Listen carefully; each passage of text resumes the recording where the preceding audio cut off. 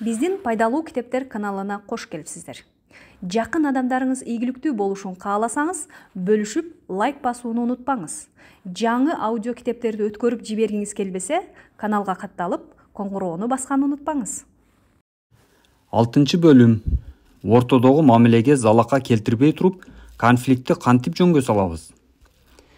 Заманбап менеджмент жаатында карай турган болсок, конфликттер команда же уюмдагы личностаралык мамилени өзгөрткөн процесстин эң күчтүү катализатору болуп эсептелинет. Алар чатакташкан тараптардын ортосундагы кастык мамилени күчөтөт жана эмгек жамаатынын жалпы психологиялык климатын начарлатат. Жетекчиликтин милдети учу көрүнгөн конфликти убагында түп тамырын аныктоо жана аны жок кылууга зарыл болгон чараларды көрүү. Биздин компанияда конфликттер дээрлик жок кесе деп Тед досуна мактанды. Биз ынтымактуу бир үй бүлөдөйбүз. Биздин Теддин 200 киши иштеген компаниядагы кадрлар бөлүмүнүн башчысы экендигин ойлоп көргөндө, чындыгында эле дээрлик конфликттин жок экендиги кызыктырбай койбойт. Кандай гана компания болбосун, түшүнбөстүктөргө, пикир келишпестиктерге, талаш тартыштарга орун табылат. Бул кадимки көрүнүш. Эгер конфликттер тууралуу жетекчиликтин кабары жок болсо, конфликт таптакыр жок дегендикке жатпайт. Кызматкерлер көйгөйлөрүн жогорку жакка кандайдыр бир тоскоолдуктардан же начар коммуникациялык процесстен улам жеткире албай жатышы мүмкүн. Чечилбеген көйгөйлөр жана жашыруун карама-каршылыктар билинбей топтоло берет. Анан кайсы бир убакта биздин бир эле окшош ойлор курчап алгандыгын сезебиз. Ал ойлор жумушка көңүл бөлүүгө тоскоол болуп, ички тең салмактуулугубузду бузат. Анын кесепети эмгек өндүрүмдүүлүктүн төмөндөтүп, иштин жүрүшүн жайлатып, кадрлардын туруксуздугуна алып келет. Жашыруун конфликттер ишенимди жоготот жана кастык мамилени түтөтөт. Көйгөйлөргө кабылган кызматкерлер аларды чечүү үчүн жетекчиликке тартынбастан жардам сурап кайрыла алыша тургандыгын билиши керек. Эффективдүү коммуникацияны түзүү. Бир топ уюмдар жана адамдар коммуникативдик процессти жакшыртуу үчүн эффективдүү технологияларды колдонушат. Уюмдагы конфликттерди ийгиликтүү жөнгө салуу үчүн жогорудан төмөн карайдагы жетекчиликтен кызматкерлерге, төмөндөн жогору карайдагы кызматкерлерден жетекчиликке кеткен коммуникация системасын так даана түзүп алуу керек. Кызматкерлердин баардыгы компания тарабынан жүргүзүлө турган саясат ага байланыштуу уюмдук процедураларды жакшы билиши керек. Ал үчүн ар бир кызматкердин милдетинин маанисин түшүндүргөн маалыматтык китепчелер даярдалып, же жалпы жамааттык жыйындар өткөрүлүшү керек. Ошондой эле жумушта олуттуу ката кетирген кызматкердин дисциплиналык чен өлчөмдө жаза шартын аныктоо үчүн аны менен жеке байланышуулар дагы колдонулат. Маалыматты жогору жактан төмөн жакка берүү оор эмес. Төмөн жактан жогору карай көйгөй тууралуу белги берип, чатак маселесин жеткирүү кыйынчылыктарды туудурат. Бул процесстеги башкы фигура жетекчи, себеби процесстин натыйжалуулугу кол алдындагылардын жетекчиге болгон ишениминен көз каранды болот. Кызматкерлер жетекчиликке тоскоолдуксуз көйгөйлөрүн жеткире ала тургандыктарын эле эмес, жетекчилик тараптан колдоо жана жардамга ээ боло тургандыктарын дагы билиши керек. Ийгиликтүү жетекчи кыйынчылыктардан мүмкүнчүлүктөрдү көрөт, тескерисинче эмес. Рид Маркхэм кантип тынчтыкты жана бейпилдикти сактоо керек? Биз жогоруда 2 бөлүмдө сөз кылгандай эле, жашыруун карама-каршылыктар жана түшүнбөстүктөр көйгөйдү чечилбеген бойдон эле калтырып койбостон, олуттуу кесепеттерди алып келет. Ушундай кесепеттердин бири чатакташкан тараптардын ортосундагы мамиленин жана өз ара иш аракеттин начарлашы болуп саналат. Ортодогу чыңалууну жок кылуу үчүн баардык тараптар күч жумшоосу керек. Мындай кырдаалда төмөндөгүдөй иш аракеттерди жасоого болот. Биринчи, көйгөйдү талкуулоого эмоциялар басаңдагандан соң киришиңиз. Күчтүү, терс эмоцияларга жана тынчсызданууларга курчалган адамдар конструктивдүү чечимге келе алышпайт. Эгер кырдаал шашылыш чечимди талап кылбаса, аны башка күнгө жылдырсаңыз болот. Эгер тез чечимди кабыл алууга мажбур болсоңуз, жок дегенде бир аз убакытка тыным бериңиз. Ошол эле учурда кырдаалды өтө эле создуктуруп жиберүүгө да болбойт, себеби терс эмоциялар жыйнала бериши мүмкүн. Адамдар канчалык көп көйгөйлөрдү ойлоп таба берсе, алар ошончолук реалдуу көрүнө берет. Экинчи, конфликттин катышуучуларын бир жерге чогултуудан мурда алардын ар бири менен кырдаалга карата көз караштарын билүү үчүн жеке маектешүү өткөрсөңүз болот. Көйгөй тууралуу арбын маалымат алуу үчүн кеңири жооп бере турган суроолорду бериңиз. Мисалы мындай суроолордон баштасаңыз болот. Мара, өзүңүздүн көз карашыңыз боюнча кырдаалды айтып бериңизчи. Сиз аны Корри менен талкуулаганда ал кандай сунушту киргизди? Анын сөздөрүнө сиз кандай жооп кайтардыңыз? Эмне үчүн бул нерсе сизди капалантты? Кандай ойлойсуз? Эмне үчүн Корри сиздин позицияңызды кабыл алгысы келбей жатат? Мен кандай жардам бере алам?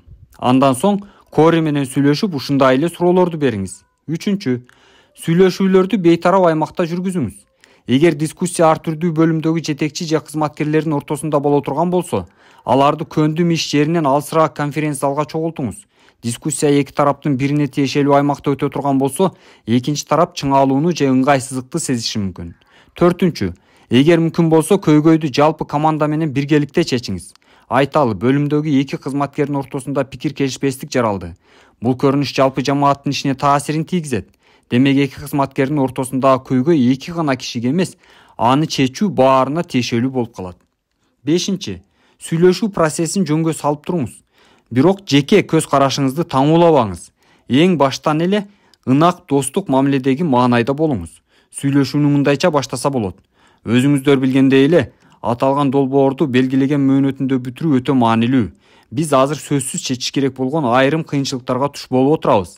Мара жана Корри долбоорго силер жооптуусуңар, бирок аны ишке ашыруу боюнча эки башка көз караштасыңар. Келгиле ошол маселени биргеликте чогуу талкуулап, жалпы бир чечимге келели. Тынчтык чыр-чатактын жоктугу эмес, пассивдүү же активдүү коркунучтагы конфликттерди жөнгө салган конструктивдүү альтернативдердин болушу. Доротти Томпсон. 6. Дискуссияда бейтарап атмосфера жаратканга аракет кылыңыз.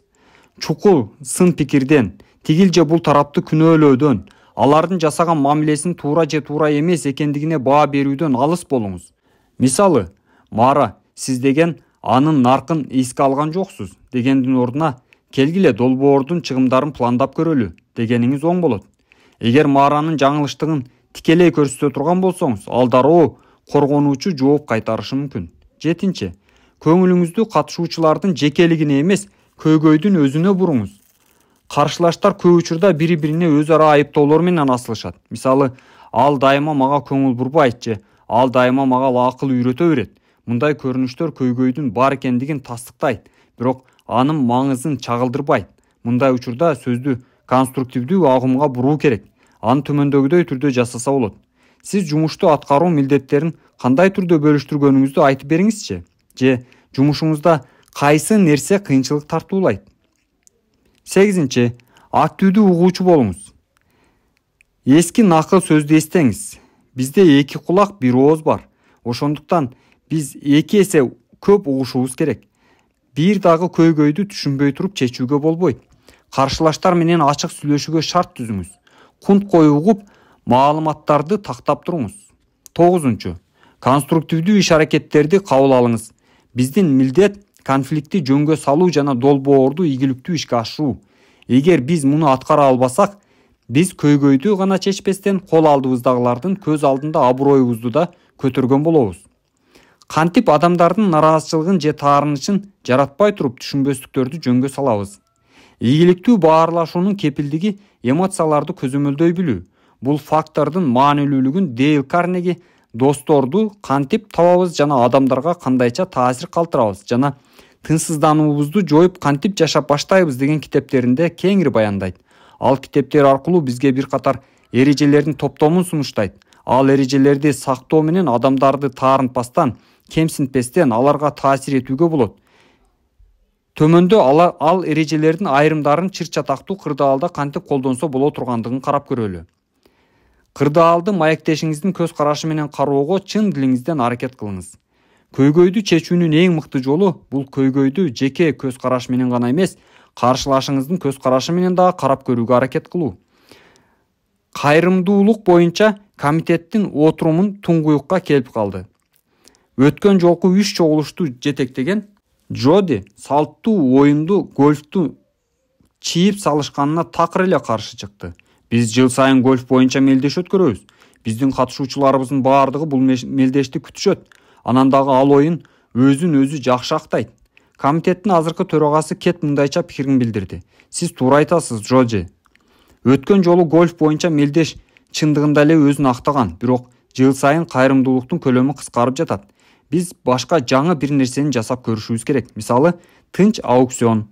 Биздин уюм былтыр ушундай иш-чара өткөргөн.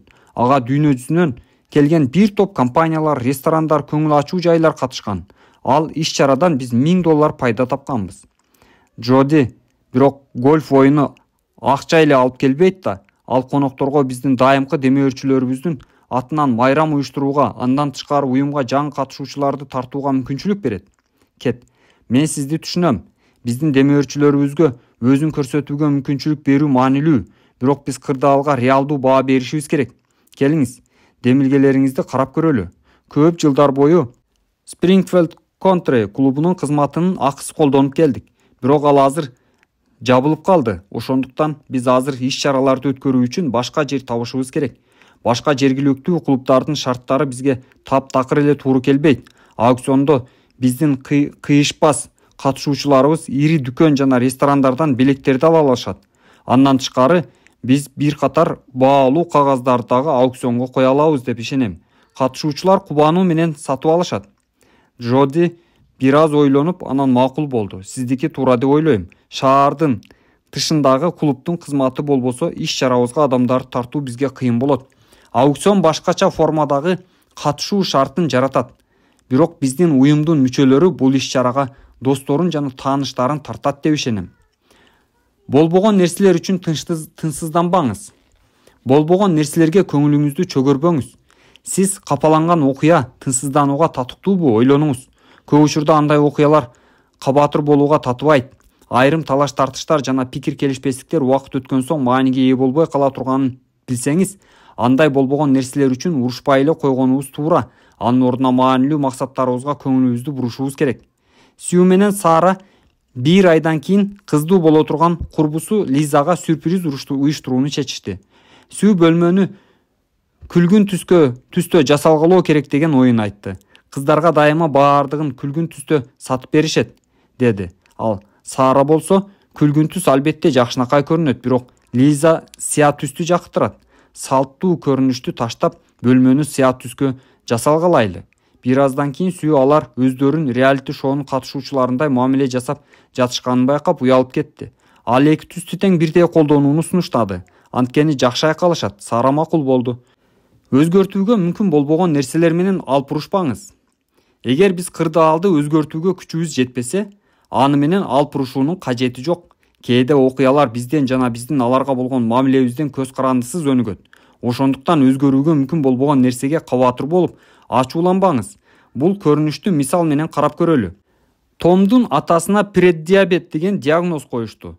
Дарыгер Томдун атасына ашыкча салмактан арылууга жана көп кыймылдоого кеңеш берди. Том атасы үчүн атайын диета иштеп чыгып, таза абада сейилдөөсүнө спорттук бут кийим жана кадам өлчөөчү сатып келди. Бирок атасы уулуна аябай ачууланды. Ал жашоомду башкаргың келип жатат деп таарынып, дарыгердин кеңешинен да баш тартты. Том аябай капаланды, бирок өзгөртүү колунан келбеген нерсе менен макул болууга көндү. Эгер атасы өзү каалабаса, анын жашоосун өзгөрткөнгө эч ким мажбурлай албайт. Кимдир бирөө менен талаш тартышка түшүп калган учурда ортоңордогу мамилени начарлаткан же жакшырткан бир эле фактор болот. Ал фактор кырдаалга карата жасаган сиздин мамилеңиз. Уильям Джеймс. Душмандарыңыз менен эсептешүүгө аракет кылбаңыз. Биздин коомдо өч алуу жакшы иш катары каралып келет. Кино тасмаларында жана телеберүүлөрдө каармандардын көпчүлүгү өзүн таарынткандарды жазалоого аракет кылышат. Чындыгында башкалар менен эсептешүү өтө кымбатка турат. Бул нерсенин баары бир качандыр бир мезгилде жасап көргөн болсоңуз дагы, өч алуу бизге ырахат алып келбей тургандыгын билебиз. Тескерисинче ал зыянын тийгизет. Ачуулануу, таарынуу, жек көрүү жашоодон ырахат алууга жолтоо болот. Келиңиз, башкаларга биздин бактыбызды башкарууга жол бербейли. Пикирлердин ар түрдүүлүгүн кубаттаңыз. Чыдамдуу болууга жана толеранттуулукка үйрөнүңүз. Ошондо баардык чатактар тынчтык жолу менен чечилет. Дончелла Мишел Мелоун. Конкреттүү кырдаалдардын анализи. 3 конкреттүү чыр-чатактуу кырдаалды карап көрөлү. Алгач көйгөйдүн баяны менен таанышып, аны чечүү үчүн өзүңүздүн вариантыңызды жазып көрүңүз. Айрымдар бул тапшырманын үстүндө жалгыз иштөөнү жактырса, айрымдары достору же кесиптештери менен аткарууну жактырат.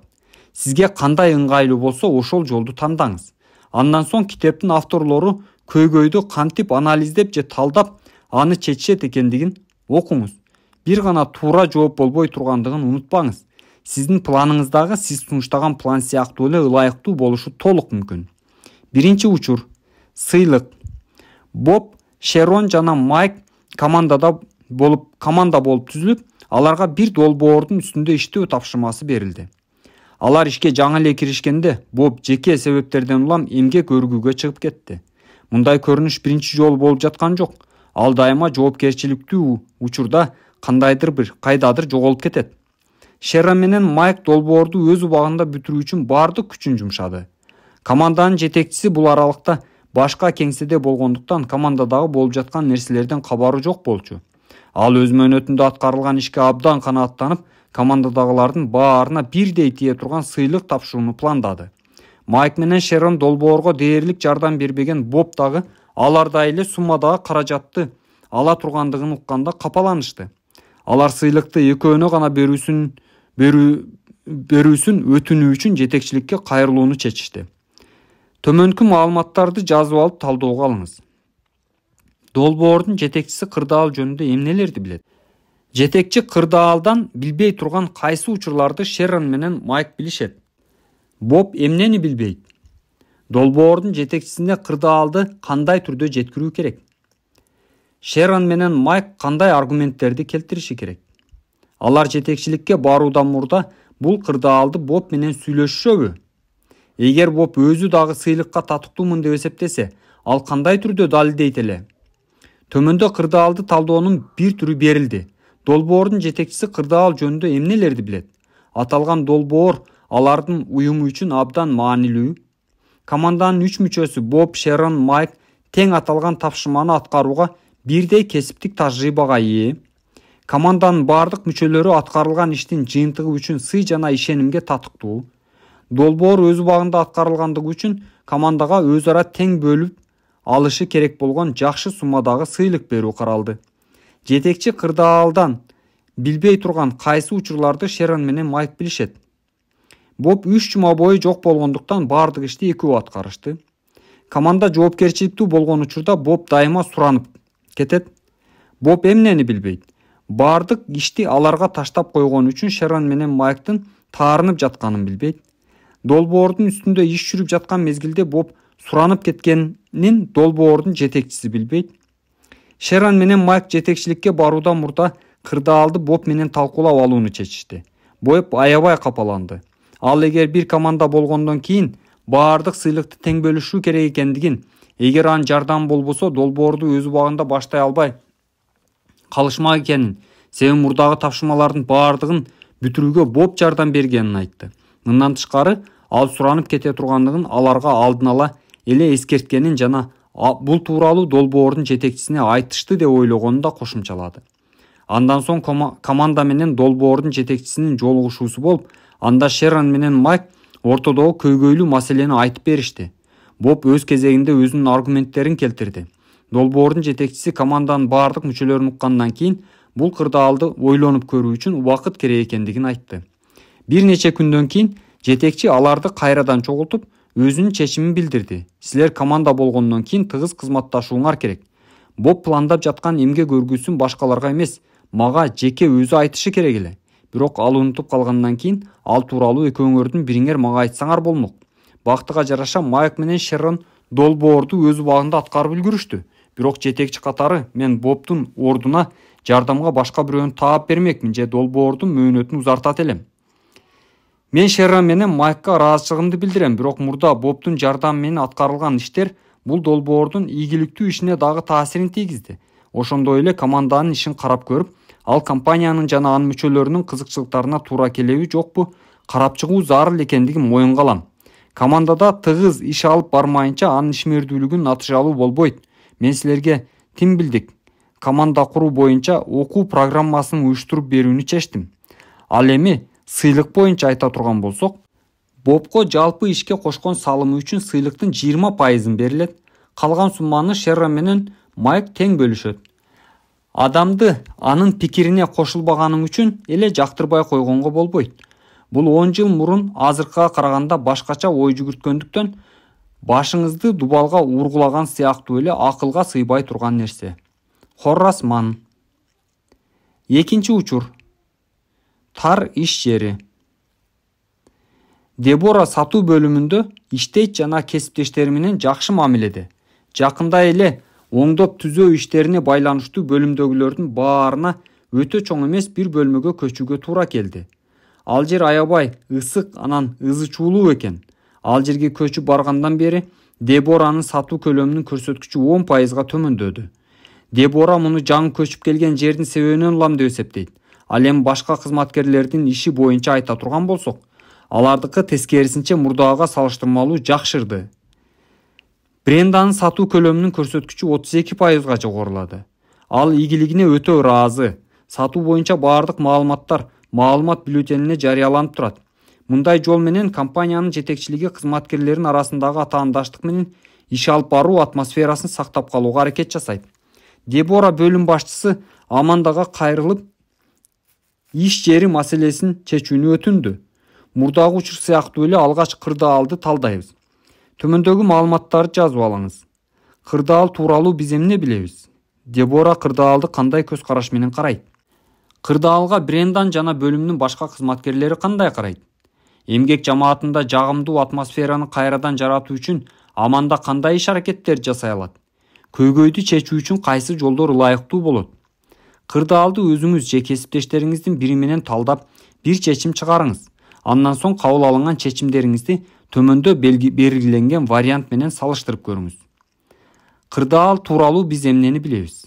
Иш бөлмөсү тар экендигин жана ал жерде дагы жарым жыл калыш керек экендигин баары билишет.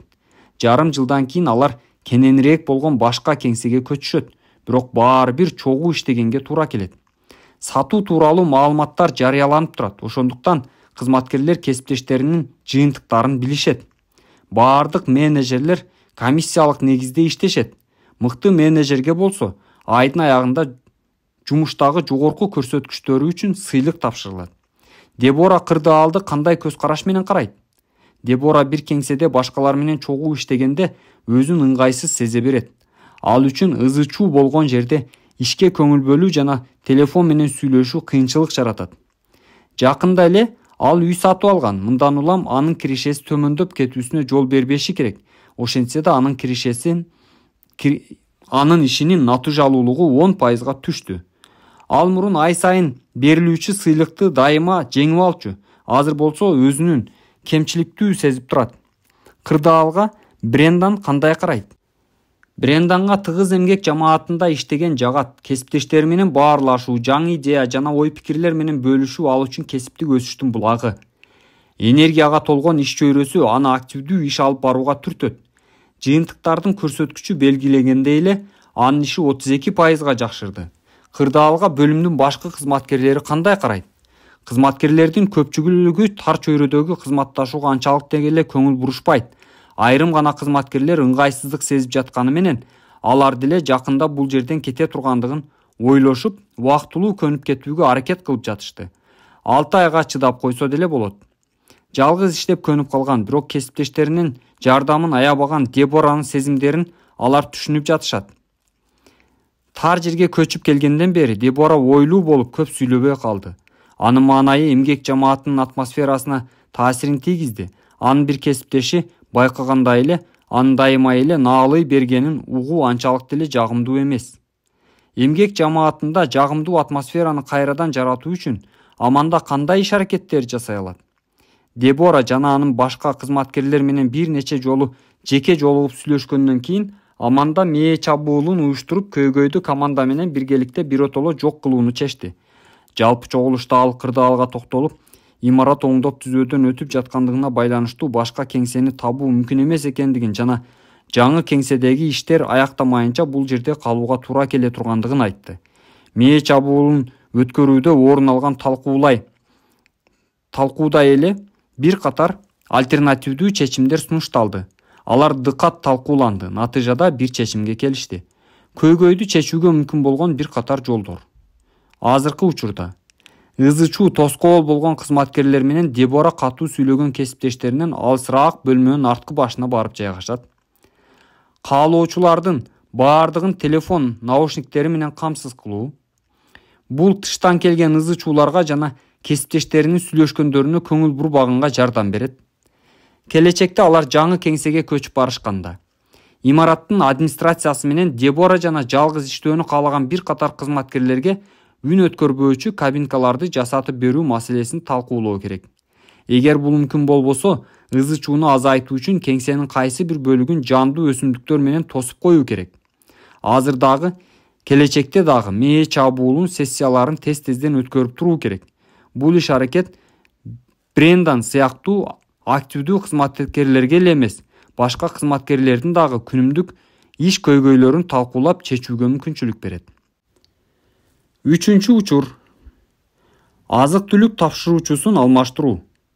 Акыркы 6 жылда 300 кишиге ылайыктуу Вотландс шаар сыртындагы клубу күн сайын түштөнүү жана кечки тамак, дем алыш күндөрү буфет, ошондой эле үлпөт той, көңүл ачуу кечелери сыяктуу атайын иш-чараларды уюштуруу менен камсыз кылган. City Center Caterers компаниясынын кызматтарын колдонуп келген. City Center Steakhouse катары негизинен салттуу эт тамак аштары жана деңиз азыктары тамактарында адистешкен.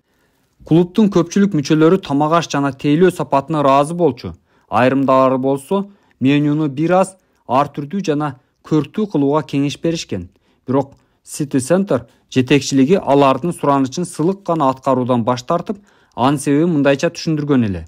Биздин ашкана көпчүлүккө кеңири белгилүү жана көпчүлүк колдоосун тапкан. Сиз сунуштагандар тилекке каршы биздин стилге туура келбейт. Кеңештин кийинки отурумунда Майкл City Center менен келишимди кайрадан түзбөй эле коюу сунушун киргизди. Кеңештин башка мүчөсү Джереми клубтун көпчүлүк мүчөлөрү City Center компаниясынын тамак аш жана тейлөө сапатына ыраазы болгондуктан мындай сунушка каршы чыкты. Дээрлик бардыгыбыз картошка менен жасалган этти жакшы көрөбүз. Эгер кимдир бирөө экзотиканы каалап жатса, шаарда башка ресторандар толтура. Клубтун президенти бул маселени кийинки отурумга чейин жылдыра турууну сунуш кылды. Бул кырдаалдан кантип чыкса болот? Ойлонуп көрүңүз. Жогорудагы мисалдардай эле алгач маалыматты тараптардын пикирлерин жана көйгөйдү чечүү жолдорун талоого алыңыз. Кырдаал тууралуу биз эмнени билебиз?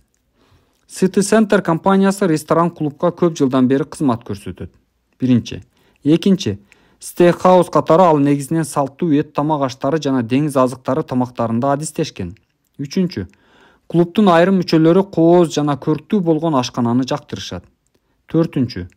City Center алардын суранычын ашканасы көпчүлүккө кеңири белгилүү болгон жана көпчүлүктүн колдоосун тапкандыгы үчүн четке каккан. Бешинчи.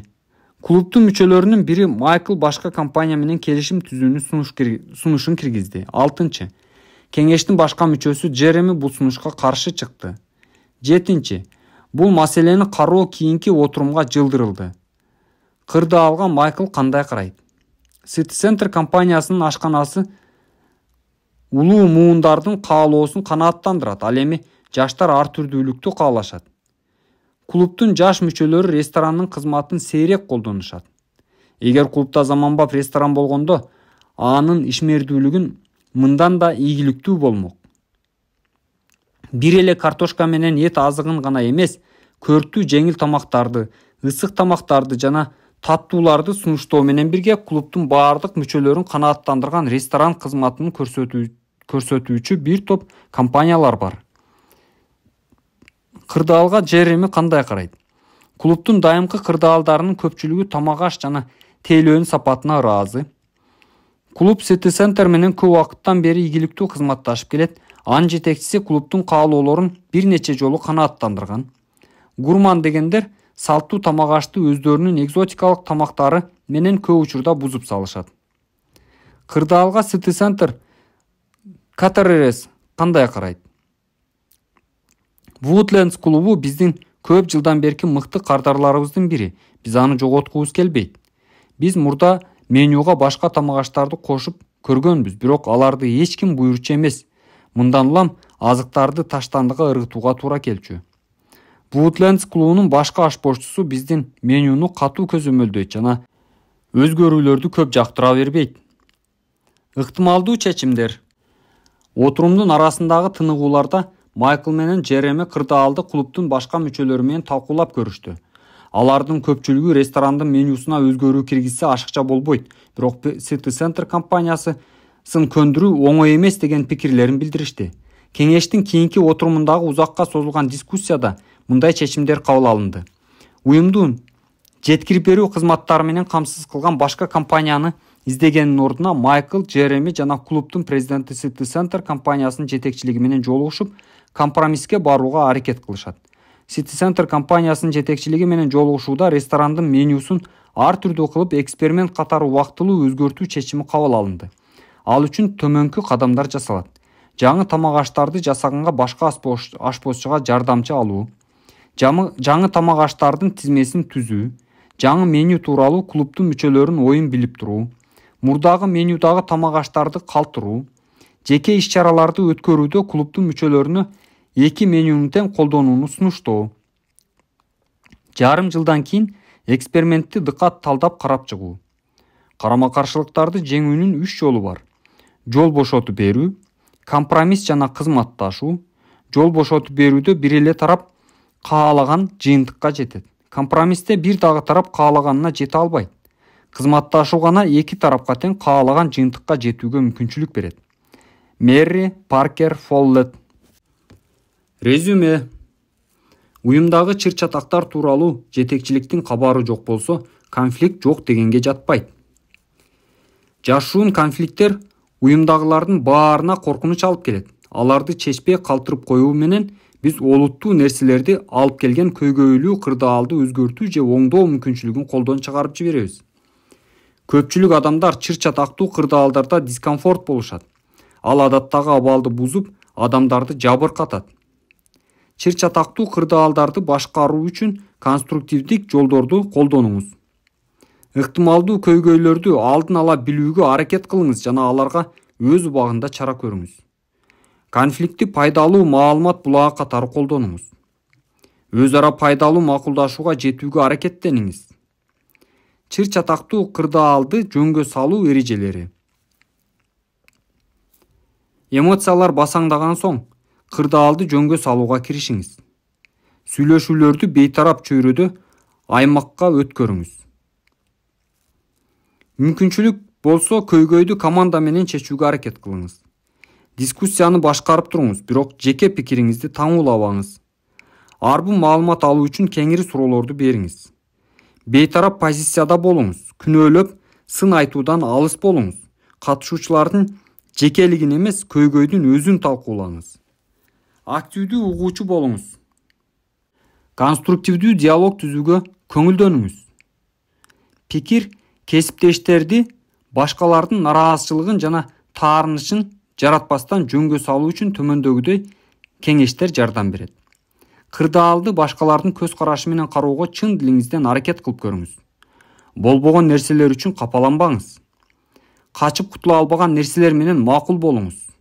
Тынчсызданууңузга чек коюңуз. Тигил же бул окуя тынчсызданууңузга татыктуубу жокпу талдап көрүңүз. Душмандарыңыз менен эч качан эсептешүүгө аракет кылбаңыз. Өзүңүздү жаакка чапкандан караганда 100 буруп кеткен жакшы.